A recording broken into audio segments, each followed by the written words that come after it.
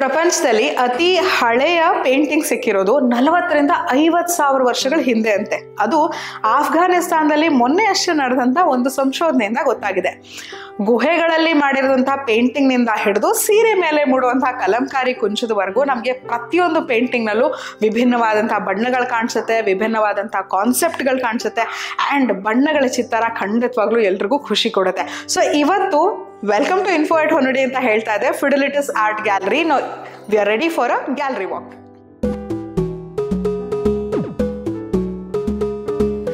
ಇವತ್ತು info at ಹೊನ್ನೂಡಿನಲ್ಲಿ ನಮ್ಮ ಜೊತೆ ಇದ್ದಾರೆ ಕೋಟೆಗದ್ದೆ ರವಿ ಅವರು. Welcome to my show sir. ನಮಸ್ಕಾರ. ನಾವಿವತ್ತಿದ್ದೀವಿ ಫಿಡೆಲಿಟಿಸ್ ಗ್ಯಾಲರಿನಲ್ಲಿ. ಸರ್ ಹೇಳಿ, ಈ ಗ್ಯಾಲರಿ ಶುರುವಾಗಿ ಎಷ್ಟು ವರ್ಷ ಆಯಿತು? ಈ ಗ್ಯಾಲರಿ ರೀಸೆಂಟ್ ಆಗಿ ಮೊನ್ನೆ ಸೆಪ್ಟೆಂಬರ್ಗೆ 10ನೇ ವರ್ಷನ ಕಂಪ್ಲೀಟ್ ಮಾಡ್ತು. 10 ವರ್ಷ ಆಯ್ತು ಈ ಗ್ಯಾಲರಿ. ಈಗ ಬನಶಂಕರಿನಲ್ಲಿದೆ, ಬೆಂಗಳೂರಿನ ಬನಶಂಕರಿನಲ್ಲಿ ಒಂದು ಸಾಫ್ಟ್ವೇರ್ ಕಂಪನಿಯ ಪಕ್ಕದಲ್ಲಿದೆ ಇದು ಇವಾಗ. ಮೊದಲು ಇದು ಬೆಂಗಳೂರಿನ MG ರೋಡ್ ಹತ್ರ ಇತ್ತು. ಒಂದು 5 ವರ್ಷದಿಂದ 2019ಕ್ಕೆ ಇದು ಬನಶಂಕರಿಗೆ ಬಂತು. ಈಗ ಇಲ್ಲಿ ನಮ್ಮೆಲ್ಲ ಆಕ್ಟಿವಿಟಿಗಳು ನಡೀತಾ ಇದೆ. ಇದನ್ನ 2014ರಲ್ಲಿ ನಮ್ಮ ಶ್ರೀಯುತ ಅಚ್ಯುತ್ ಗೌಡ ಅವರು ಈ ಒಂದು ಗ್ಯಾಲರಿನ ನಿರ್ಮಾಣ ಮಾಡಿದ್ರು. ಅಂಡ್ ಇವತ್ತು ನಿಮಗೆ ಫಿಡೆಲಿಟಿಸ್ ಗ್ಯಾಲರಿ ಹೇಗೆ ಕಾಣುತ್ತೆ ಅನ್ನೋದ್ರ ಒಂದು ಚಿತ್ರಣವನ್ನ ನಾವು ಈ ಎಪಿಸೋಡ್ನ ತೋರಿಸುವಂತ ಪ್ರಯತ್ನ ಮಾಡ್ತಾ ಇದ್ದೀವಿ. ಕೋಟೆಗದ್ದೆ ರವಿ ಸರ್ ಎಷ್ಟು ವರ್ಷದಿಂದ ಪೇಂಟ್ ಮಾಡ್ತಾ ಇದ್ದೀನಿ? ನಾನು ಆಕ್ಚುಲಿ ನನಗೆ ಆರ್ಟಲ್ಲಿ ಹೆಂಗೆ ಇಂಟ್ರೆಸ್ಟ್ ಅಂದ್ರೆ ನಾನು ಚಿಕ್ಕ ವಯಸ್ಸಿಂದನೂ ಆರ್ಟ್ ಮಾಡ್ತಾನೆ ಇದ್ದೆ. ಅದಾದ್ಮೇಲೆ 2014ರಲ್ಲಿ ಈ ಗ್ಯಾಲರಿ ಶುರು ಮಾಡೋದಕ್ಕಿಂತ ಮುಂಚೆನೆ ನಾನು ಈ ಸಂಸ್ಥೆಗೆ ಬಂದೆ. ಆಮೇಲೆ 2014ರಿಂದನೇ ನಾನು ಪ್ರೊಫೆಷನಲ್ ಆಗಿ ಈ ಒಂದು ಗ್ಯಾಲರಿ ಇನ್ಚಾರ್ಜ್ ತಗೊಂಡಿದ್ದೀನಿ. ಇಲ್ಲಿ ಇನ್ನೊಂದು ಆರ್ಟಿಸ್ಟ್ ಆಗಿದೆ. ಬ್ಯೂಟಿಫುಲ್ ಪೇಂಟಿಂಗ್ಸ್ ಇದಾವೆ ಇಲ್ಲಿ. ಅಂಡ್ ಪೇಂಟಿಂಗ್ ನ ಹೇಗೆ ಅರ್ಥ ಮಾಡ್ಕೊಳ್ಳೋದು ಅಂತ ನಮಗೆ ಸರ್ ಎಕ್ಸ್ಪ್ಲೇನ್ ಮಾಡ್ತಾ ಹೋಗ್ತಾರೆ. ಟು ಬಿಗಿನ್ ವಿತ್ ಸರ್, ಕುಂಚದಲ್ಲಿ ನಿಮ್ಮ ಬೆರಳನ್ನ ಬಳಸಿ ಚಿತ್ತಾರನ ಮುಡ್ಸೋರು ನೀವು. ಈ ಕುಂಚನ ಟೈ ಮಾಡ್ಬೇಕು ಅಂತ ನಿಮ್ಗೆ ಯಾಕೆ ಅನ್ನಿಸ್ತು? ನೋಡಿ, ಪ್ರತಿ ಒಂದು ಪೇಂಟಿಂಗು ಇದು ಒಂದು ವಿಷಯನ ಏನು ಇಂಟ್ರೆಸ್ಟಿಂಗ್ ಆಗಿ ಹೇಳ್ಬೋದು ಅಂತ ಹೇಳಿದ್ರೆ, ನಾವು ಏನ್ ಪೇಂಟಿಂಗ್ ನ ಮಾಡ್ತೀವಿ ಆ ಪೇಂಟಿಂಗ್ ನ ಬಹಳ ಸುಮ್ಮನೆ ಏನೋ ಒಂದು ಮಾಡಬೇಕು ಅಂತ ಒಂದು ಪ್ಲಾನ್ ಇಟ್ಕೊಂಡು ಮಾಡಲ್ಲ. ಈಗ ಎಸ್ಪೆಷಲಿ ನಾನು ಪೇಂಟಿಂಗ್ ಮಾಡುವಂತ ಮೆಥಡ್ ಹೆಂಗಿದೆ ಅಂದ್ರೆ, ಅದು ಒಂದು ಸ್ಪಿರಿಚುವಲ್ ಪ್ರೋಸೆಸ್ ತರನೇ ಮಾಡೋದು. ನಾನು ಏನೇನ್ ಪೇಂಟಿಂಗ್ ಮಾಡ್ತೀನಿ ಅದೆಲ್ಲ ಮ್ಯಾಕ್ಸಿಮಮ್ ಸ್ಪಿರಿಚುವಲ್ ಕಾನ್ಸೆಪ್ಟ್ ಅಲ್ಲೇ ಮಾಡೋದು ಜಾಸ್ತಿ. ಸೊ ಒಂದು ಪೇಂಟಿಂಗ್ ನ ಶುರು ಮಾಡಿದಾಗ ಆ ಪೇಂಟಿಂಗ್ ನ ಆಲ್ರೆಡಿ ಒಂದು ಸ್ಕೆಚ್ ಇಟ್ಕೊಂಡು ಇದೇ ತರ ಮಾಡೋದು ಅಂತ ಮಾಡಲ್ಲ. ಒಂದು ಪೇಂಟಿಂಗು ನಮಗೆ ತಾನಾಗೆ ಗೈಡ್ ಮಾಡುತ್ತೆ. ಒಂದು ಪೇಂಟಿಂಗ್ ಶುರು ಮಾಡಿದಾಗ ಆ ಪೇಂಟಿಂಗು ತಾನೇ ತಗೊಂಡು ಹೋಗುತ್ತೆ. ನಮಗೆ ಏನಾಗಬೇಕು ಅಂತ ಫೈನಲ್ ಪಿಕ್ಚರು ಅದೇ ಆಗ್ತಾ ಹೋಗುತ್ತೆ. ಸೊ ಈ ಪೇಂಟಿಂಗ್ ನಾನು ಮಾಡಿದಾಗ ಒಂದು ಸ್ತ್ರೀ ಸಂವೇದನೆ ಬಗ್ಗೆ ಒಂದು ಪೇಂಟಿಂಗ್ ಮಾಡಿರೋಂಥದ್ದು ಇದು.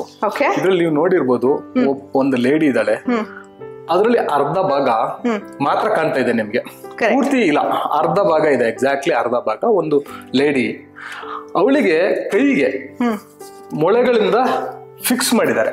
ಅಂದ್ರೆ ಎಷ್ಟು ಏನು ರೆಸ್ಟ್ರಿಕ್ಷನ್ಸ್ ಇದೆ ಜೀವನದಲ್ಲಿ, ನಮ್ಮ ಸಮಾಜದಲ್ಲಿ ಲೇಡಿಗೆ ಅನ್ನೋಂಥ ಒಂದು ಕಾನ್ಸೆಪ್ಟ್ ಅನ್ನು ಇಟ್ಕೊಂಡು ಮಾಡಿರೋಂಥದ್ದು. ಆದ್ರೆ ಅರ್ಧ ಭಾಗ ಮಾತ್ರ ಕಾಣುತ್ತೆ, ಇನ್ನು ಅರ್ಧ ಭಾಗ ಏನಿದೆ ಅದು ಖಂಡಿತ ಗೊತ್ತಿಲ್ಲ. ತುಂಬಾ ಒಳ್ಳೇದಿರ್ಬೋದು, ತುಂಬಾ ಒಳ್ಳೇದಿಲ್ಲದೆ ಇರ್ಬೋದು ಅನ್ನುವಂಥ ಕಾನ್ಸೆಪ್ಟ್.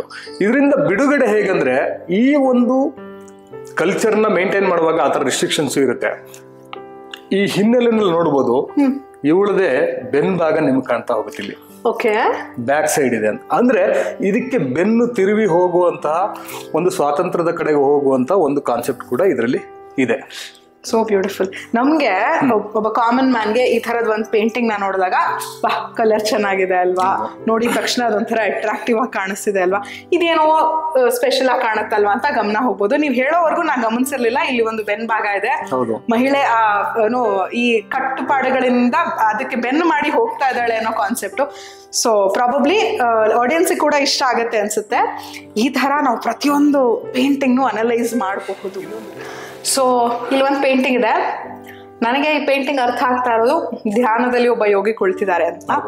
ಬಟ್ ಇಲ್ಲಿ ಸುಮಾರು ಸರ್ಪೆಂಟ್ ಪಿಕ್ಚರ್ಸ್ ಕಾಣುತ್ತೆ. ಸೊ ಈ ಪೇಂಟಿಂಗ್ ಬಗ್ಗೆ ನೀವು ಏನ್ ಎಕ್ಸ್ಪ್ಲನೇಷನ್ ಕೊಡ್ತೀರಾ? ನೋಡಿ, ಇದು ನೀವು ಹೇಳ್ದಂಗೆ ಒಬ್ಬ ಯೋಗಿ. ನಮ್ಮಲ್ಲಿ ಭಾರತದಲ್ಲಿ ಯೋಗಿ ಅಂದ್ರೆ ಏನಂದ್ರೆ, ಬೇಸಿಕಲಿ ನಮ್ಮ ಪ್ರತಿಯೊಬ್ಬರಲ್ಲೂ, ಈಗ ಯಾರೋ ಒಬ್ಬ ಯೋಗಿಯಲ್ಲಿ ಮಾತ್ರ ಅಲ್ಲ, ಪ್ರತಿಯೊಬ್ಬ ಮನುಷ್ಯನಲ್ಲೂ ದೇಹದಲ್ಲಿ ಚಕ್ರಗಳಿದಾವೆ ಅಂತ ಒಂದು ಕಾನ್ಸೆಪ್ಟ್ ಇದೆ. ಅದಕ್ಕೆ ಸಪ್ತ ಚಕ್ರಗಳು ಅಂತ ಹೇಳ್ತಾರೆ. 7 ಚಕ್ರಗಳಿರುತ್ತೆ. ಮುಖ್ಯ ಚಕ್ರಗಳು 114 ಚಕ್ರ ಇರುತ್ತೆ. ಅದರಲ್ಲಿ ಉಪಚಕ್ರಗಳಿರ್ತವೆ ಒಂದು 21, 86 ಮೈನರ್ ಚಕ್ರ ಇರುತ್ತೆ. 7 ಮುಖ್ಯ ಚಕ್ರಗಳಿರುತ್ತೆ. ಈ 7 ಚಕ್ರಗಳು ಆಕ್ಟಿವೇಟ್ ಆದಾಗ ಒಬ್ಬ ಯೋಗಿ ಆಗ್ತಾನೆ. ಪ್ರತಿಯೊಂದು ಆಕ್ಟಿವೇಟ್ ಆಗೋದು. ಆಕ್ಟಿವೇಟ್ ಅಂದ್ರೆ ಎಲ್ಲರಿಗೂ ಎಲ್ಲ ಚಕ್ರನೂ ಓಪನ್ ಅಪ್ ಆಗಿರುತ್ತೆ, ಅದು ಆಕ್ಟಿವ್ ಆಗೇ ಇರುತ್ತೆ. ಅದರಲ್ಲಿ ಎನರ್ಜಿ ಫುಲ್ ಬ್ಯಾಲೆನ್ಸ್ಡ್ ಆದಾಗ ಒಬ್ಬ ಯೋಗಿ ಆಗ್ತಾನೆ ಅನ್ನೋದು ಒಂದು ಕಾನ್ಸೆಪ್ಟ್. ಇಲ್ಲಿ ಒಬ್ಬ ಯೋಗಿ ಅಂದ್ರೆ ಆ ಚಕ್ರಗಳಿಗೆ ಎನರ್ಜಿ ಬೇಕು. ಆ ಚಕ್ರಗಳು ಏನಾಗ್ತಿರುತ್ತೆ, ಸ್ಪಿನ್ ಆಗ್ತಾನೆ ಇರುತ್ತೆ. ಆ ಚಕ್ರಗಳು ತಿರುಗ್ತಾ ಇರುತ್ತೆ, 7 ಚಕ್ರಗಳು. ಆ ಚಕ್ರಗಳಿಗೆ ಎನರ್ಜಿ ಯಾವ್ದು ಅಂದ್ರೆ ಅದಕ್ಕೂ ಒಂದು ಪ್ರಾಣಶಕ್ತಿ ಅಂತ ಇರುತ್ತೆ ನಮ್ಮಲ್ಲಿ. ಆ ಪ್ರಾಣಶಕ್ತಿ ಅನ್ನೋದನ್ನ ನಾವು ತಗೊಂಡೋಗಿ ವಿಶ್ವಶಕ್ತಿಯ ಜೊತೆಗೆ ಸೇರಿಸೋದೇ ಈ ಮೆಡಿಟೇಷನ್. ಆಕ್ಚುಯಲ್ ಮೆಡಿಟೇಷನ್ ಅಂದ್ರೆ ಆ ತರ ಒಂದು ಕಾನ್ಸೆಪ್ಟ್ ಇದು. ಯೂನಿವರ್ಸಲ್ ಎನರ್ಜಿ ಜೊತೆಗೆ ನಮ್ಮ ಎನರ್ಜಿ ಮಿಕ್ಸ್. ಈಗ ದ್ವೈತದಲ್ಲಿ ಹೇಳ್ತಾರೆ ನೋಡಿ, ಆತ್ಮ ಮತ್ತೆ ಪರಮಾತ್ಮ ಅಂತ. ಆತ್ಮಶಕ್ತಿನ ಏನ್ ಮಾಡ್ಬೇಕು, ಪರಮಾತ್ಮನ ಜೊತೆಗೆ ಸೇರಿಸ್ಬೇಕು ನಾವು. ಅದು ಈ ಮೆಡಿಟೇಷನ್. ಸೊ ಇದರಲ್ಲಿ ಈ 7 ಚಕ್ರಗಳನ್ನ ನಾವು ತೋರ್ಸೋದಕ್ಕೆ ಟ್ರೈ ಮಾಡಿ. ಇಲ್ಲಿ ಸರ್ಪೆಂಟ್ ಇದೆ. ನೀವು ಯಾವುದೇ ಒಂದು ಈಗ ಹಳೆ ಕ್ಯಾಲೆಂಡರ್ಗಳಲ್ಲಿ ನೋಡ್ಬೋದು, ಮತ್ತೆ ಯಾವ್ದಾದ್ರು ವಿಗ್ರಹಗಳಲ್ಲಿ ಹಿಂದ್ಗಡೆಗೆ 7 ಹೆಡೆ ಇರುವಂತದ್ದು ವಿಷ್ಣು ಈ ತರದೆಲ್ಲ ನೋಡಿರ್ಬೋದು ನೀವು. ಅದೆಲ್ಲ ಏನ್ ಡಿಪಿಕ್ಟ್ ಮಾಡುತ್ತಂದ್ರೆ ಅದು ಕುಂಡಲಿನಿ ಶಕ್ತಿಯನ್ನ ಡಿಪಿಕ್ಟ್ ಮಾಡುತ್ತೆ. ಈ ಸರ್ಪೆಂಟ್ ಕೂಡ ಕುಂಡಲಿನಿ ಶಕ್ತಿಯನ್ನ ಡಿಪಿಕ್ಟ್ ಮಾಡ್ತಾ ಇರುವಂತಹ ಒಂದು ಸರ್ಪ. ಈ ಸರ್ಪ ಮೇಲೆ ಮೇಲೆ ಹೋಗ್ಬೇಕು ಅಂದ್ರೆ ಈಗ ನೋಡಿ, ಇದರಿಂದ ಕೆಳಗಡೆಗೆ ಈ ನಮ್ಮ ದೇಹದಿಂದ ಕೆಳಗಡೆಗೂ ಚಕ್ರ ಇರುತ್ತೆ, ದೇಹದಿಂದ ಮೇಲೂ ಚಕ್ರ ಇರುತ್ತೆ. ಈ ಕೆಳಗಡೆ ಈಗ ನೋಡಿ, ಬೇಸಿಕ್ ಮೂಲಾಧಾರ ಅಂದ್ರೆ ಬೆನ್ನು ಮೂಳೆ ಎಂಡಲ್ಲಿ ಒಂದು ಚಕ್ರ ಇರುತ್ತೆ ಅಂತಿದ್ರೆ ಅದಕ್ಕೆ ಮೂಲಾಧಾರ ಚಕ್ರ ಅಂತ ಹೇಳ್ತೀವಿ. ಅದಾದ್ಮೇಲೆ ಸ್ವಾಧಿಷ್ಠಾನ ಚಕ್ರ. ಸ್ವಾಧಿಷ್ಠಾನ ಚಕ್ರ ಅಂದ್ರೆ ಏನಂದ್ರೆ ನಮ್ಮ ಕಾಮ ಶಕ್ತಿ ಅನ್ನೋದೇನಿದೆ ಅಂದ್ರೆ ಬೇಸಿಕ್ ಎನರ್ಜಿನೇ ಅದೇನೆ ಮನುಷ್ಯನಿಗೆ. ಅಲ್ಲಿಂದ ಅದನ್ನ ಮೇಲೆ ತಗೊಂಡು ಹೋದ್ರೆ ನಿಮಗೆ ಏನಾಗುತ್ತೆ ಅಂದ್ರೆ ಅದು ಸ್ಪಿರಿಚುವಲ್ ಎನರ್ಜಿ ಆಗಿ ಕನ್ವರ್ಟ್ ಆಗುತ್ತೆ ಅನ್ನೋದು ಕಾನ್ಸೆಪ್ಟ್. ಸೊ ಅದನ್ನ ಇಲ್ಲಿ ತೋರ್ಸೋದಕ್ಕೆ ಟ್ರೈ ಮಾಡಿದೀನಿ. ಈ ಸರ್ಪೆಂಟ್ ಅನ್ನೋದು ಕುಂಡಲಿನಿ ಶಕ್ತಿಯ ಒಂದು ಸಂಕೇತ. ಇದರಿಂದ ಇದು ಮೇಲೆ ತಗೊಂಡು ಹೋದ್ರೆ ಅನಾಹತಕ್ಕೆ ಬರುತ್ತೆ, ಅನಾಹತದಿಂದ ಮಣಿಪುರಕ್ಕೆ ಬರುತ್ತೆ, ಮಣಿಪುರದಿಂದ ಅನಾಹತಕ್ಕೆ ಬರುತ್ತೆ, ಅನಾಹತದಿಂದ ವಿಶುದ್ಧಿ ಚಕ್ರಕ್ಕೆ ಬರುತ್ತೆ. ಇದೆಲ್ಲ ಸರ್ಪೆಂಟ್ ಅಂತ ತೋರಿಸಿರೋದು. ವಿಶುದ್ಧಿಯಿಂದ ನಿಮಗೆ ಆಜ್ಞಾ ಚಕ್ರಕ್ಕೆ ಬರುತ್ತೆ, ಅದಾದ್ಮೇಲೆ ಸಹಸ್ರಾರ ಚಕ್ರಕ್ಕೆ ಹೋಗುತ್ತೆ, ಅಲ್ಲಿಂದ ಯೂನಿವರ್ಸಿಗೆ ಕನೆಕ್ಟ್ ಆಗುತ್ತೆ ಅನ್ನೋದು ಒಂದು ಕಾನ್ಸೆಪ್ಟ್. ಸೊ ನೀವು ನೋಡ್ಬೋದು ಇಲ್ಲೆಲ್ಲ ಅಕ್ಷರಗಳು, ಇದೆಲ್ಲ ಓದೋದಕ್ಕಂತ ಮಾಡಿರೋಂಥ ಅಕ್ಷರ ಅಲ್ಲ ಅಂತ, ಬೀಜಾಕ್ಷರಗಳು. ಇದೆಲ್ಲ ನೀವು ತುಂಬಾ ನೋಡಿದ್ರೆ ಗೊತ್ತಾಗುತ್ತೆ. ಇಲ್ಲಿ ಆ ಈನೇ ಇರೋದು, ಅವು ಕೂಡ ಬೀಜಾಕ್ಷರ. ನಾವು ಇಂಡಿಯಾದಲ್ಲಿ ನಾವೇನ್ ಕಲಿತೀವಲ್ಲ ಸ್ಕೂಲಲ್ಲಿ, ಈ ಕಲಿತೀವಲ್ಲ, ಅವೆಲ್ಲ ಬೀಜಾಕ್ಷರಗಳು. ಆಕ್ಚುಲಿ ಈ ಬೀಜಾಕ್ಷರಗಳು ಬೀಜಾಕ್ಷರ ಅಂದ್ರೆ ಫಸ್ಟ್ ಈಗ ಒಂದು ಬೀಜ, ಈಗ ಒಂದು ಮಾವಿನ ಹಣ್ಣಿನ ಬೀಜ ಇದೆ. ಏನಿದೆ ಮಾವಿನ ಹಣ್ಣಿನ ಬೀಜದ ಒಳಗಡೆ? ಇಡೀ ಒಂದು ಮಾವಿನ ಮರನೇ ಇರುತ್ತೆ. ಆ ಮಾವಿನ ಮರದಲ್ಲಿ ಮತ್ತೆ ಲಕ್ಷಾಂತರ ಬೀಜಗಳು ಹುಟ್ಟಿಸುವಂತ ಕೆಪಾಸಿಟಿ ಒಂದು ಬೀಜದಲ್ಲಿರುತ್ತೆ. ಆ ತರ ಈಗ ಓಂ ಅನ್ನೋದು ಪ್ರತಿಯೊಂದಕ್ಕೂ ಒಂದೊಂದು ಬೀಜಾಕ್ಷರ ಇರುತ್ತೆ, ಒಂದೊಂದು ಚಕ್ರಗಳಿಗೆ. ಈಗ ಲಂ ಅನ್ನೋದು ಒಂದು ಮೂಲಾಧಾರ ಚಕ್ರದ ಬೀಜಾಕ್ಷರ ಇರುತ್ತೆ. ಓಂ ಅನ್ನೋದು ಒಂದು ಬೀಜಾಕ್ಷರ, ಎಂ ಅನ್ನೋದು ಒಂದು ಅನಾಹತ ಚಕ್ರದ ಬೀಜಾಕ್ಷರ. ಈ ತರ ಹಮ್ ಅನ್ನೋದು ವಿಶುದ್ಧಿ ಚಕ್ರದ ಬೀಜಾಕ್ಷರ, ಓಂ ಅನ್ನೋದು ಆಜ್ಞಾ ಚಕ್ರ. ಈ ಬೀಜಾಕ್ಷರಗಳನ್ನ ಯಾರು ಪಠನೆ ಮಾಡಿ ಸಾಧನೆ ಮಾಡಿದ್ರೆ ಆಯಾಯ ಚಕ್ರಗಳು ಆಕ್ಟಿವೇಟ್ ಆಗುತ್ತೆ. ಒಂದು ಪೇಂಟಿಂಗ್ ಅಲ್ಲಿ ಒಂದು ವಿಶೇಷತೆ ಏನ್ ನೋಡ್ಬೇಕು ನೀವಂದ್ರೆ, ನೋಡಿ ಈ ಪೇಂಟಿಂಗು ನೋಡೋರಿಗೆ ಕಾಣ್ತಾ ಇರ್ಬೋದು, ಕಣ್ಣು ಮುಚ್ಚಿ ಕುಳ್ತಿರೋಂತ ಒಬ್ಬ ಯೋಗಿ ಕಾಣ್ತಿದ್ರೆ ನೀವು ಕರೆಕ್ಟ್ ಆಗಿ ನೋಡಿ, ಇದು ಕಣ್ಣು ಮುಚ್ಕೊಂಡಿದಾನ ಕಣ್ಣು ಬಿಟ್ಕೊಂಡಿದಾನ ಅಂತ. ಸ್ವಲ್ಪ ಹಿಂದೆ ಬಂದ್ ನೋಡಿ. ನೋಡಿ, ದೃಷ್ಟಿ ಇಲ್ಲಿದೆ, ಇಲ್ಲಿ ನೋಡ್ತಾ ಇದ್ದಾನೆ, ಕಣ್ಣನ್ನ ಬಿಟ್ಕೊಂಡು ಮೇಲೆ ನೋಡ್ತಾ ಇರೋಂಥದ್ದು ಕಾಣಿಸ್ತೀನಿ. ಆದ್ರೆ ನೀವು ನೇರವಾಗಿ ಸಡನ್ ಆಗಿ ನೋಡಿದ್ರೆ ಕಣ್ಣು ಮುಚ್ಕೊಂಡು ಕೂತಿರೋಂಥದ್ದು ಕಾಣುತ್ತೆ. ಸರಿಯಾಗಿ ನೋಡಿದ್ರೆ ಕಣ್ಣು ಓಪನ್ ಮಾಡಿ ಮೇಲೆ ನೋಡ್ತಾ ಇರೋದು ಕಾಣುತ್ತೆ. ಅಂದ್ರೆ ನೀವೇನ್ ನೋಡ್ತೀರಿ ಅಷ್ಟು ಮಾತ್ರ ಇರಲ್ಲ, ಅದ್ರಲ್ಲಿ ಬೇರೆ ಏನೋ ಒಂದು ಇರುತ್ತೆ.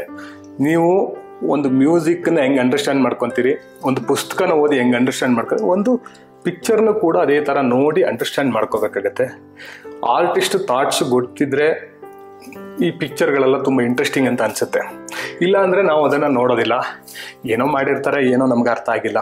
ಬಟ್ ಇದು ಇವಾಗ ನೀವ್ ನನಗ್ ನಿಂತು ಈ ತರ ಎಕ್ಸ್ಪ್ಲೈನ್ ಮಾಡ್ತಾ ಇದ್ರ, ಬೇರೆ ನಾವ್ ಯಾವ್ದೇ ಗ್ಯಾಲರಿಗೆ ಹೋದ್ರೆ ಡಿಸ್ಪ್ಲೇ ಇರುತ್ತೆ, ನಾವು ಪಿಕ್ಚರ್ಗಳನ್ನ ನೋಡ್ತೀವಿ. ಹೌದು, ಏನಾಗುತ್ತೆ ಅಂದ್ರೆ ಯಾವುದೇ ಪೇಂಟಿಂಗ್ ಪಕ್ಕದಲ್ಲಿ ಯಾವಾಗ್ಲೂ ಆರ್ಟಿಸ್ಟ್ ಇರಲ್ಲ. ಪರ್ಫಾರ್ಮಿಂಗ್ ಆರ್ಟ್ ಅಲ್ಲಿ ಆರ್ಟಿಸ್ಟ್ ಇರ್ತಾರೆ. ಈಗ ಡಾನ್ಸರ್ ಅಂದ್ರೆ ಡಾನ್ಸರ್ ಇರ್ತಾರೆ, ಸಿಂಗರ್ ಅಲ್ಲಿ ಸಿಂಗರ್ ಇರ್ತಾರೆ. ಈ ತರ ನಮ್ಮ ಏನು ವಿಜುವಲ್ ಆರ್ಟ್, ನಾವು ದೃಷ್ಟಿಯಿಂದ ನೋಡಂತ ಆರ್ಟ್ಗಳಲ್ಲಿ ಯಾರು ಆರ್ಟಿಸ್ಟ್ ಪಕ್ಕದಲ್ಲಿ ನಿಂತ್ಕೊಂಡು ಇದು ಅಂತ ಎಕ್ಸ್ಪ್ಲೈನ್ ಯಾರಿಗೂ ಎಲ್ಲೂ ಮಾಡಲ್ಲ. ಸೊ ಇದಕ್ಕೆ ಯಾರು ಆರ್ಟ್ ಲವರ್ ಒಬ್ಬ ಬಂದು ನೋಡ್ತಾನೆ, ಅವನ ಸೆಲ್ಫ್ ಎಕ್ಸ್ಪೀರಿಯನ್ಸ್ ಕೂಡ ತುಂಬಾ ಇಂಪಾರ್ಟೆಂಟ್ ಆಗುತ್ತೆ. ನನಗೆ ಅರ್ಥ ಆಗ್ತಾ ಇರೋದು ನಟರಾಜ ಪೇಂಟಿಂಗ್ ಇದೆ ಅಂತ. ಡಾನ್ಸ್ ಮಾಡ್ತಾ ಇರುವಂತ ಶಿವನ ಪೋಸ್. ಸೊ ಬೇರೆ ಬೇರೆ ರೀತಿ ನೋಡಿರ್ತೀವಿ. ಯೂಶಲಿ ಡಾನ್ಸ್ ಕ್ಲಾಸ್ಗಳಲ್ಲಿ ಒಂದು ಪಿಕ್ಚರ್ ಇರುತ್ತೆ ನಟರಾಜದು. ಸೊ ಇದೊಂದು ಚೂರ್ ವಿಭಿನ್ನ ಅನ್ಸುತ್ತೆ. ಸೊ ಇದಕ್ಕೆ ನೀವು ಕೊಡುವಂತ ಎಕ್ಸ್ಪ್ಲನೇಷನ್? ಇದು ಏನು ನಟರಾಜ ನೀವು ನೋಡಿದಿರಿ ಅದೇ ನಟರಾಜನೇ ಇದು. ಅಂದ್ರೆ ಇದು ಕಾಸ್ಮಿಕ್ ಡಾನ್ಸ್ ಅಂತ ಹೇಳ್ತಾರೆ ನೋಡಿ. ಶಿವನ್ ಏನ್ ಡಾನ್ಸ್ ಅಂದ್ರೆ ಕಾಸ್ಮಿಕ್ ಡಾನ್ಸ್ ಇದು. ಸೊ ಇಲ್ಲಿ ಒಂದು ಎನರ್ಜಿ ಇರುತ್ತೆ. ನನಗೆ ಯಾವಾಗ್ಲೂ ಇಷ್ಟ ಅಂದ್ರೆ ಈ ಎನರ್ಜಿನ ತೋರ್ಸೋದು ತುಂಬಾ ಇಷ್ಟ. ಒಂದು ಎನರ್ಜಿ ಫ್ಲೋ ಆಗ್ತಾ ಇದೆ. ಇದು ಕೂಡ ನೋಡಿ, ಭೂಮಿಯಿಂದ ಆಕಾಶದ ತನಕ ಒಂದು ಎನರ್ಜಿ ಫ್ಲೋ ಆಗ್ತಾ ಇದೆ ಶಿವನ ಇದರಲ್ಲಿ. ಸೊ ಇದರಲ್ಲಿ ಕೂಡ ನೀವು ನೋಡ್ಬೋದು, ನಾವು ಶಿವನಿಗೆ ನಾಗಾಭರಣ ಅಂತ ಹೇಳ್ತೀವಿ. ಆವಾಗಲೇ ಹೇಳ್ದಂಗೆ ಈ ಕುಂಡಲಿನಿ ಶಕ್ತಿ ಎಲ್ಲ ಚಕ್ರಗಳು ಆಕ್ಟಿವೇಟ್ ಆಗಿರೋದನ್ನ ನೀವು ಕಾಣ್ಬೇಕಂದ್ರೆ ಈಶ್ವರನ್ ಕಾನ್ಸೆಪ್ಟ್ ಅಲ್ಲಿ ಮಾತ್ರ ಆಗುತ್ತೆ. ಸೊ ಆದ್ರಿಂದ ನಿಮ್ಗೆ ಎಲ್ಲೆಲ್ಲಿ ಚಕ್ರಗಳು ಬರುತ್ತೆ ದೇಹದಲ್ಲಿ, 114 ಚಕ್ರ ಅಂತ ಹೇಳ್ತೀವಿ, ಅದು ಎಲ್ಲ ಕಡೆಗಳಿಗೂ ಒಂದೊಂದು ಸರ್ಪನ ತೋರಿಸ್ತಾರೆ. ಅಂದ್ರೆ ಈಶ್ವರನಿಗೆ. ಅದಕ್ಕೆ ನಾಗಾಭರಣ, ಇಡೀ ದೇಹ ತುಂಬಾ ನಾಗನ ಆಭರಣ ಆಗಿಟ್ಕೊಂಡಿದ್ದಾನೆ. ಅಂದ್ರೆ ಎಲ್ಲ ಚಕ್ರಗಳು ಆಕ್ಟಿವೇಟ್ ಆಗಿದೆ. ಎಲ್ಲಾ ಚಕ್ರಗಳು ಆಕ್ಟಿವೇಟ್ ಇರಲ್ಲ. ನಮ್ಮಲ್ಲೆಲ್ಲ ಏನಾಗಿರುತ್ತೆ ಅಂದ್ರೆ ಈ ಸೂಕ್ಷ್ಮ ಚಕ್ರಗಳಂತ ಇರುತ್ತಲ್ಲ, ಅವೆಲ್ಲ ಎಷ್ಟೋ ಚಕ್ರಗಳು ಆಕ್ಟಿವೇ ಆಗಿರಲ್ಲ. ಅಂದ್ರೆ ಅವು ನಿದ್ರೆ ಮಾಡ್ತಾ ಇರ್ತವೆ, ಆ ತರ ಇರುತ್ತೆ. ಬಟ್ ಈಶ್ವರನಿಗೆ ಏನಾಗಿರುತ್ತೆ ಅಂದ್ರೆ ಎಲ್ಲಾ ಚಕ್ರ ಆಕ್ಟಿವೇಟ್ ಆಗಿರುತ್ತೆ. ಅದರಲ್ಲೂ ಈ ವಿಶೇಷ ಅಂದ್ರೆ ನೋಡಿ, ಕತ್ತಲ್ಲಿ ಒಂದು ಡಾಳ ಕಾಣೋ ತರ ಒಂದು ಸರ್ಪೆಂಟ್ ಇರುತ್ತೆ ಈಶ್ವರನಿಗೆ. ಆಮೇಲೆ ಈ ಏನಕ್ಕೆ ಇದು ಕತ್ತಲ್ಲಿ ಇರುತ್ತೆ ಅಂದ್ರೆ ನಮ್ಗೆ ಸ್ಟೋರಿ ಗೊತ್ತು. ಈಶ್ವರನಿಗೆ ನೀಲಕಂಠ ಅಂತ ಹೇಳ್ತಾರೆ, ವಿಷ ಕುಡ್ದ ಅಂತ ಹೇಳ್ತಾರೆ. ಆಮೇಲೆ ಕತ್ತಲ್ಲಿ ಸರ್ಪನ ಬಂದ್ಬಿಟ್ಟು ಪಾರ್ವತಿ ಅದನ್ನ ಕುತ್ತಿಗೆಗೆ ಬಿಗಿದ್ಲು ಅಂತೆಲ್ಲ ಹೇಳ್ತಾರೆ. ಆದ್ರೆ ಆಕ್ಚುಲಿ ನಮ್ಮ ಈ ಚಕ್ರ ಸಿಸ್ಟಮ್ ಪ್ರಕಾರ ಈ ಕೆಳಗಡೆಯಿಂದ ಮೂಲಾಧಾರ, ಸ್ವಾಧಿಷ್ಠಾನ ಮತ್ತೆ ಮಣಿಪುರ ಚಕ್ರ ಅಂತ ಇರುತ್ತೆ. ಕೆಳಗಡೆ 3 ಚಕ್ರ, ಮೇಲ್ಗಡೆ ವಿಶುದ್ಧಿ, ಆಜ್ಞಾ ಮತ್ತೆ ಸಹಸ್ರಾರ ಚಕ್ರ ಇರುತ್ತೆ. ಮಧ್ಯದಲ್ಲಿ ಹಾರ್ಟ್ ಚಕ್ರ ಅಂತ ಹೇಳ್ತಾರೆ, ಅನಾಹತ ಚಕ್ರ ಅಂತ ಹೇಳ್ತಾರೆ. ಈ ಕೆಳಗಡೆ 3 ಚಕ್ರ, ಮೂಲಾಧಾರ, ಸ್ವಾಧಿಷ್ಠಾನ, ಮಣಿಪುರ ಚಕ್ರಕ್ಕೆ ಗಣಪತಿ ಒಡೆಯಾಗಿರ್ತಾನೆ. ಅದಕ್ಕೆ ನೀವು ನೋಡ್ಬೋದು, ಗಣಪತಿ ದೊಡ್ಡ ಹೊಟ್ಟೆ ಇರುತ್ತೆ, ಆ ಹೊಟ್ಟೆ ಮಧ್ಯದಲ್ಲಿ ಹೊಕ್ಕಳು ಬರೋ ಜಾಗದಲ್ಲಿ ಒಂದು ಸರ್ಪ ಇರುತ್ತೆ, ಅದನ್ನ ಕಟ್ಕೊಂಡಿರ್ತಾನೆ. ಸ್ಟೋರಿ ಪ್ರಕಾರ ಅದಕ್ಕೊಂದು ಸ್ಟೋರಿ ಹೇಳ್ತಾರೆ. ಏನು, ಅವನೆಲ್ಲ ಹೋಗ್ತಾ ಇದ್ದ, ಇದೆಲ್ಲೋ ಬಿದ್ಬಿಟ್ಟ, ಅವಾಗ ಹೊಟ್ಟೆ ಒಡೆದೋಯ್ತು, ಅದಕ್ಕೆ ಕಟ್ಕೊಂಡ ಅಂತ. ಆಕ್ಚುಲಿ ಏನಂದ್ರೆ ಅದು ಮಣಿಪುರ ಚಕ್ರದ ಸಂಕೇತ. ಅದ್ರ ಕೆಳಗಡೆ ಇರುವಂತ ಚಕ್ರಗಳಿಗೆ ನಮ್ಮ ಗಣೇಶ ಒಡೆಯ. ನೀವು ಗಣೇಶನ ಒಂದು ಅನುಗ್ರಹ ಇಲ್ಲದೆ ಇದ್ರೆ ಆ ಚಕ್ರದ ಎನರ್ಜಿ ಮೇಲ್ಗಡೆ ತಗೊಂಡೋಗಕ್ಕಾಗಲ್ಲ ಅಂತ ಹೇಳ್ತಾರೆ. ಅದೇ ತರ ಅದ್ರಿಂದ ಮೇಲ್ಗಡೆ ಹೋದ್ರೆ ನಿಮಗೆ ಮಧ್ಯದಲ್ಲಿ ಚಕ್ರ ಇರುತ್ತೆ, ಅದಕ್ಕೆ ವಿಷ್ಣುವಿನ ಒಂದು ಆವಾಸಸ್ಥಾನ ಆಗಿರುತ್ತೆ. ಎಲ್ಲಿ? ಹಾರ್ಟ್ ಚಕ್ರದಲ್ಲಿ. ಅದರಿಂದ ಮೇಲ್ಗಡೆ ಚಕ್ರದಲ್ಲಿ ಮೇಲ್ಗಡೆ 3 ಚಕ್ರಕ್ಕೆ ಈಶ್ವರ ಒಡೆಯಾಗಿರ್ತಾನೆ. ಸೊ ಅಲ್ಲಿ ವಿಶುದ್ಧಿ ಚಕ್ರ ಅಂದ್ರೆ ವಿಶುದ್ಧ ಚಕ್ರ ಇರುತ್ತೆ ಗಂಟ್ಲಲ್ಲಿ, ಅದಕ್ಕೆ ಥ್ರೋಟ್ ಚಕ್ರ ಅಂತ ಹೇಳ್ತಾರೆ. ಆ ಒಂದು ಚಕ್ರ ಅವನ ಅಂಡರ್ ನಲ್ಲಿ ಇದೆ ಅಂತ ತೋರ್ಸೋದಕ್ಕೆ ಅಲ್ಲೊಂದು ಸರ್ಪೆಂಟ್ ಅನ್ನ ತೋರಿಸ್ತಾರೆ. ಅಲ್ಲಿಂದ ಮೇಲೆ ಹೋದ್ರೆ ಆಜ್ಞಾ ಚಕ್ರದಲ್ಲಿ ನೀವು ನೋಡ್ಬೋದು, ಆಜ್ಞಾ ಚಕ್ರ ಒಂದು 3ನೇ ಕಣ್ಣನ್ನೇ ತೋರಿಸ್ಬಿಡ್ತಾರೆ. ಅಂದ್ರೆ ಬೆಂಕಿ ಕಣ್ಣಿದೆ ಅವನಿಗೆ ಅಂತ ಹೇಳಿ ತೋರಿಸ್ತಾರೆ. ಯಾಕಂದ್ರೆ ಆ ಚಕ್ರಕ್ಕೂ ಅವನೇ ಒಡೆಯಾಗಿರ್ತಾನೆ ಅಂತ. ಮತ್ತೆ ಈಶ್ವರನ ಕಾನ್ಸೆಪ್ಟ್ ಬಹಳ ಒಂದು ಬ್ಯೂಟಿಫುಲ್ ಕಾನ್ಸೆಪ್ಟ್. ಇದರಿಂದ ಮೇಲ್ಗಡೆ ನೋಡಿದ್ರೆ ಇಲ್ಲಿ ತಲೆ ಮೇಲೆ ಜುಟ್ಟಿಲ್ಲ, ಇದ್ರಲ್ಲಿ ನಾನು ಮಾಡಿರೋ ಮೇಲ್ಗಡೆಗೆ ಒಂದು ಸರ್ಪನೇ ಇದೆ, ಅದ್ರ ಮೇಲೇನು ಕೂಡ ಅದು ಕೂಡ ಸಹಸ್ರಾರ ಚಕ್ರ ಆಕ್ಟಿವೇಟ್ ಆಗಿರೋದು. ಬ್ಯಾಕ್ ಸೈಡ್ ಅಲ್ಲಿ ನೀವು ನೋಡ್ಬೋದು, ಇಲ್ಲೊಂದು ಶಿವನ ಲಿಂಗ ಇದೆ. ಫುಲ್ ಆಗಿ ನೋಡಿದಾಗ ಒಂದು ಲಿಂಗನೇ ಅದು. ಆ ಲಿಂಗದ ಮಧ್ಯದಲ್ಲಿ ಈಶ್ವರ. ಯಾಕಂದ್ರೆ ಈಶ್ವರನಿಗೆ ಲಿಂಗೋದ್ಭವ ಅಂತ ಹೇಳ್ತಾರೆ, ಲಿಂಗದಿಂದ ಹೊರಗಡೆ ಬಂದವನು ಅನ್ನೋದು ಒಂದು ಕಾನ್ಸೆಪ್ಟ್ ಇದೆ. ಇದೆಲ್ಲ ಕಾನ್ಸೆಪ್ಟ್, ಸ್ಪಿರಿಚುವಲ್ ಕಾನ್ಸೆಪ್ಟ್ ಅನ್ನು ಸೇರಿಸಿ ಒಂದ್ ಮಾಡಿರೋದು. ನಾವು ಬರೀ ನಟರಾಜ ಅಪ್ಪ ಒಂದು ಈಶ್ವರ ಡಾನ್ಸ್ ಮಾಡ್ತಿದ್ದಾನೆ ಅಂತ ನೋಡಿದ್ರೆ ಅಷ್ಟೇ ಕಾಣುತ್ತೆ. ಇಲ್ಲಿ ಕಣ್ಣೇನೋ ತೋರಿಸ್ತದೆ ಸರ್, ಅದ್ರ ಎಕ್ಸ್ಪ್ರೆಷನ್ಸ್ ತುಂಬಾ ಸೌಮ್ಯವಾಗಿ. ಯೂಶಲಿ ಈಶ್ವರ ನೃತ್ಯ ಮಾಡಿದ್ರೆ ಅದು ತಾಂಡವ ಇರುತ್ತೆ. ಅಂದ್ರೆ ಅವನು ಕೋಪದಲ್ಲಿ ಇರುವಂತದ್ದು ಒಂದು ಇದನ್ನ ತೋರಿಸ್ತಾರೆ. ಆ ಡಾನ್ಸ್ ಮಾಡ್ತಿದ್ದಾನಂದ್ರೆ ಒಂದು ಬಿರುಗಾಳಿ ಎದ್ದಿದ ತರ ಅಂತ. ಆದ್ರೆ ಮೂಲತಃ ಶಿವ ಅಂದ್ರೆ ಸೌಂದರ್ಯ ಮತ್ತೆ ಸೌಮ್ಯ, ಸಾಫ್ಟ್ ಅಂತಾನೆ ಅರ್ಥ ಅದಕ್ಕೆ. ಸೊ ಆ ಒಂದು ಕಾನ್ಸೆಪ್ಟು. ಮತ್ತೆ ಪಂಚಭೂತಗಳನ್ನ ಸರಿಯಾಗಿ ತೋರಿಸುವಂತ ಒಂದು ಕಾನ್ಸೆಪ್ಟ್ ಇದ್ರೆ ಅದು ಈಶ್ವರನ್ ಕಾನ್ಸೆಪ್ಟ್. ಯಾಕಂದ್ರೆ ನಿಮ್ ನೋಡಿ ಪಂಚಭೂತಗಳಂದ್ರೆ ಭೂಮಿ, ನೀರು, ಅಗ್ನಿ, ಗಾಳಿ. ಈ ಸರ್ಪ ಏನ್ ತೋರ್ಸುತ್ತೆ, ಇಂಡಿಕೇಟ್ ಮಾಡುತ್ತೆ ಅಂದ್ರೆ ಅದು ಗಾಳಿ. ಅದು ಯಾವಾಗ್ಲೂ ಚಲನೆಯಲ್ಲಿ ಇರುತ್ತೆ ನೋಡಿ. ಹಾವು ಸುಮ್ಮನೆ ಸ್ಟಿಲ್ ಇರಲ್ಲ, ಅದು ಯಾವಾಗ್ಲೂ ತೂಗ್ತಾ ಇರುತ್ತೆ. ಅದು ನಿಮಗೆ ವಾಯು ತತ್ವವನ್ನು ತೋರಿಸ್ತಾ ಇರುತ್ತೆ.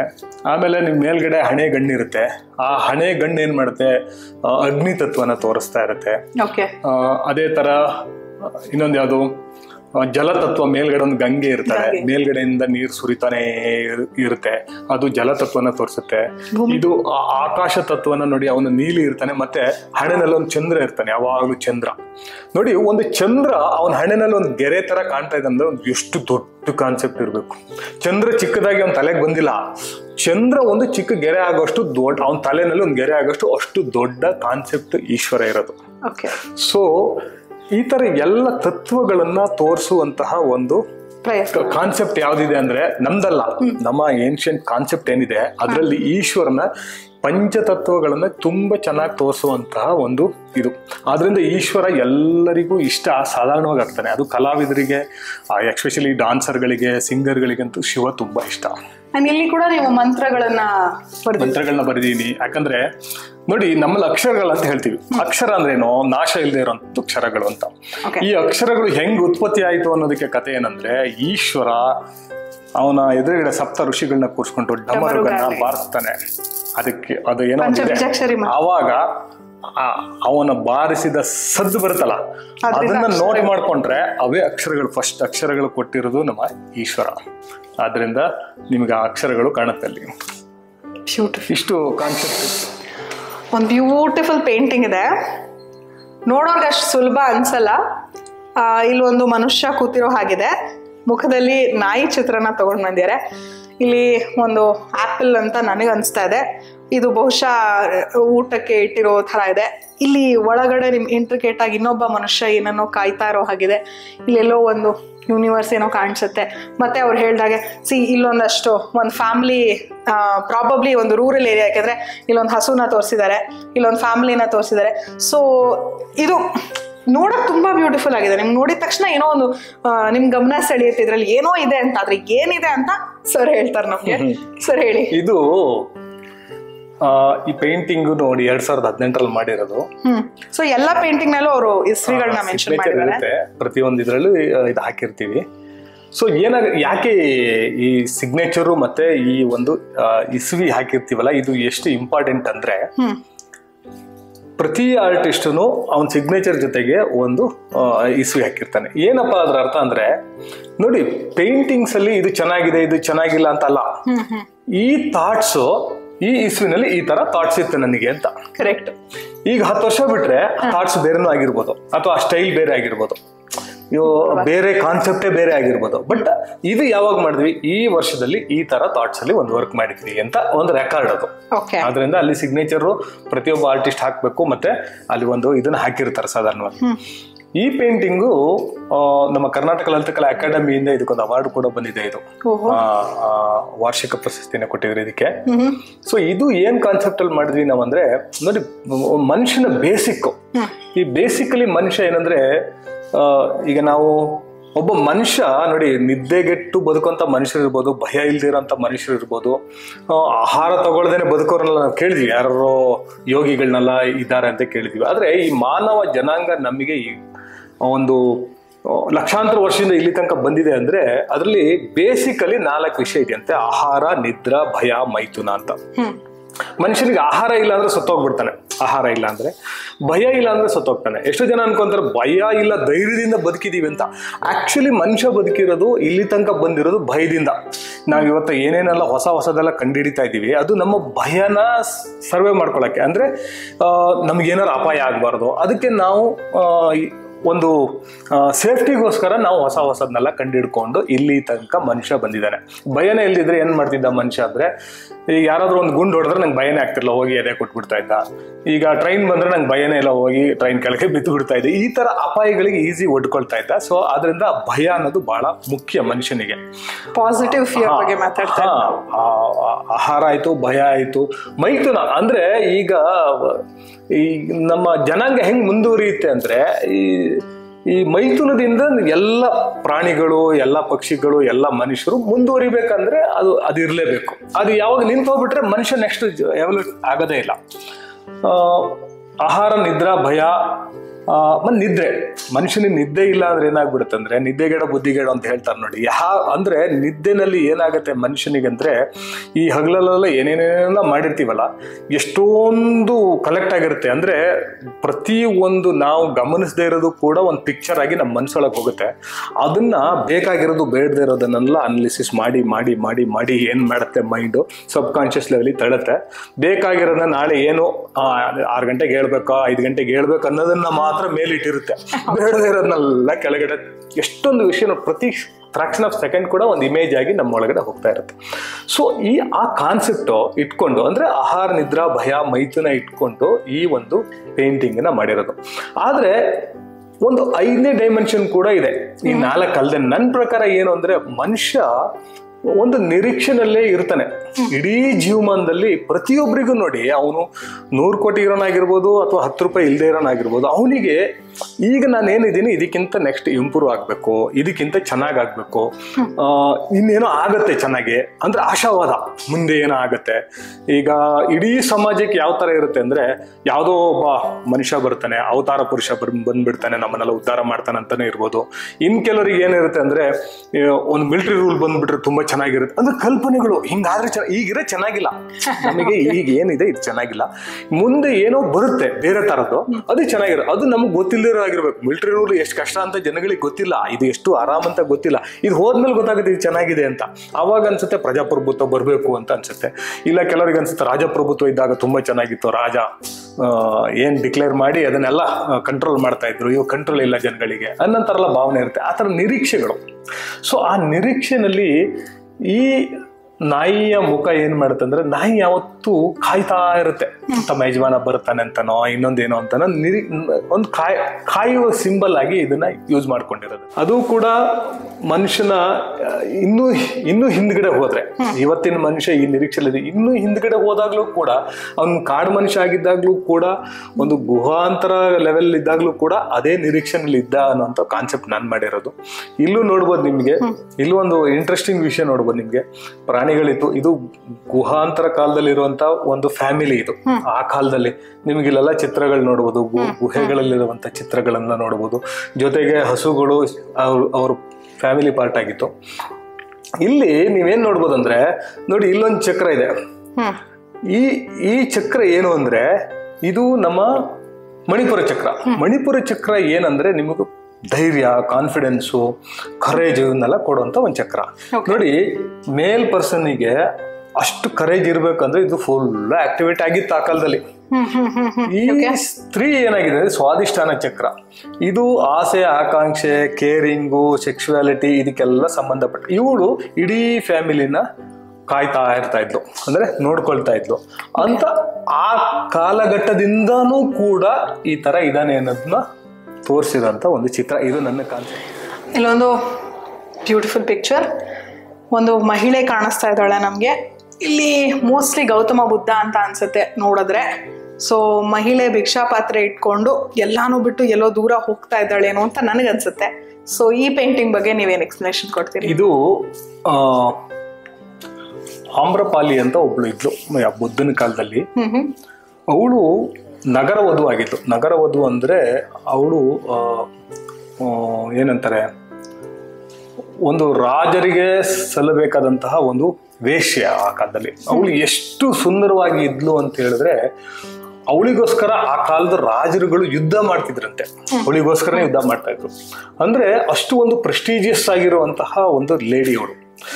ಸೊ ಅವಳು ಆ ಕಾಲದಲ್ಲಿ ಅವಳು ಏನ್ ಬೇಕಾದ್ರೆ ಮಾಡ್ಬೋದಾಗಿತ್ತು, ಏನ್ ಬೇಕಾದ್ರೆ ಅಂದ್ರೆ ಯಾವ ರಾಜರನ್ನ ಬೇಕಾದ್ರೆ ಹೇಗ್ ಬೇಕಾದ್ರೆ ಆಟ ಆಡಿಸ್ಬೋದಾಗಿತ್ತು. ಆದ್ರೆ ಇವಳು ಏನ್ ಮಾಡ್ತಾಳಂದ್ರೆ ಇದನ್ನೆಲ್ಲ ಬಿಟ್ಟು ಈ ಬುದ್ಧನ ಕಡೆಗೆ ಆಕರ್ಷಿತಳಾಗ್ತಾಳೆ. ಮುಂದೆ ಇವಳು ಬುದ್ಧ ಧರ್ಮವನ್ನ ತಗೊಂಡು ಬೌದ್ಧ ಭಿಕ್ಷುಣಿ ಆಗ್ತಾಳೆ ಅನ್ನೋ ಕತೆ. ಆದ್ರೆ ಇಲ್ಲಿ ನಾವು ನಮ್ಮ ಕಲಾವಿದರ ಸ್ವಾತಂತ್ರ್ಯ ಹೆಂಗಿರುತ್ತೆ ಅಂದ್ರೆ ಅವಳು ಹೆಂಗಿದ್ಲು ಅನ್ನೋದು ನಮ್ಮ ಇಂಪಾರ್ಟೆನ್ಸ್ ಅಲ್ಲ. ಅವಳು ಯಾವ ತರ ಡ್ರೆಸ್ ಮಾಡ್ಕೊಂತ ಇದ್ಲು, ಅವಳು ಯಾವ ತರ ಇದ್ಲು ಅನ್ನೋದು. ಅವಳು ಬಹುಶಃ ಈ ತರ ಇದ್ದಿರ್ಲಿಕ್ಕಿಲ್ಲ ಅಂತ ಅನ್ಕೊಳ್ಳೋಣ. ಯಾಕಂದ್ರೆ ಈಗ ನೋಡಿ, ನಾನು ತಲೆ ಮೇಲ್ಗಡೆ ಕೂದಲನ್ನ ಬರ್ದಿಲ್ಲ. ಒಬ್ಬ ಬ್ಯೂಟಿಫುಲ್ ಲೇಡಿ ಅಂದ್ರೆ ಎಷ್ಟು ಚೆನ್ನಾಗಿ ಕೂದಲು ಇರ್ಬೇಕಾಗಿತ್ತು. ಬಟ್ ಇಲ್ಲಿ ನನ್ನ ಕಾನ್ಸೆಪ್ಟ್ ಏನಂದ್ರೆ ಎಲ್ಲವನ್ನ ಈ ತಲೆನಲ್ಲಿ ಕೂದಲಿಲ್ಲ ಅಂದ್ರೆ ಎಲ್ಲವನ್ನ ತ್ಯಾಗ ಮಾಡಿರೋಂತ ಸಂಕೇತ ನಮ್ಮ ಇದ್ರಲ್ಲಿ.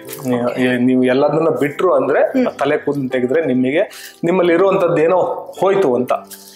ಸೊ ಆದ್ರಿಂದ ಈ ಒಂದು ನ್ಯೂಡ್ ಆಗಿ ಅವಳು ಬರ್ತಿದ್ದಾಳಂದ್ರೆ ಅವಳು ಇರುವಂತ ಎಲ್ಲ ಪ್ರೆಸ್ಟೀಜಿಯಸ್ ವಿಷಯಗಳನ್ನ ಬಿಟ್ಟು ಆ ಸ್ಪಿರಿಚುವಾಲಿಟಿ ಕಡೆ ಬಂದಂದ್ರೆ ಸ್ಪಿರಿಚುವಾಲಿಟಿ ಇದೆಲ್ಲದಕ್ಕಿಂತ ದೊಡ್ಡದು ಅಂತ.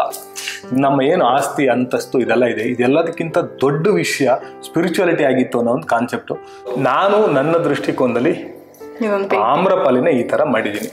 ಇದಾಗಿತ್ತು ಇವತ್ತಿನ ಇನ್ಫೋ ಎಟ್ ಹೊನ್ನಡಿ. ಇವತ್ತಿನ ಸಂಚಿಕೆಯಲ್ಲಿ ಈ ಬ್ಯೂಟಿಫುಲ್ ಪೇಂಟಿಂಗ್ನ ಎಕ್ಸ್ಪ್ಲೈನ್ ಮಾಡ್ತಾ ಸರ್ ಹೇಳಿದ್ರು ಅಕ್ಷರಗಳು ಒರಿಜಿನೇಟ್ ಆಗಿದ್ದು ಈ ಶಿವನ ಡಮರುಗದಿಂದ ಅಂತ. ಸೊ ಇದನ್ನ ನೀವು ಸಂಸ್ಕೃತಕ್ಕೆ ವಾಪಸ್ ಹೋದ್ರೆ ಅದಕ್ಕೆ ಹೆಸರು ಮಾಹೇಶ್ವರ ಸೂತ್ರಾಣಿ ಅಂತ. This is our take home message today.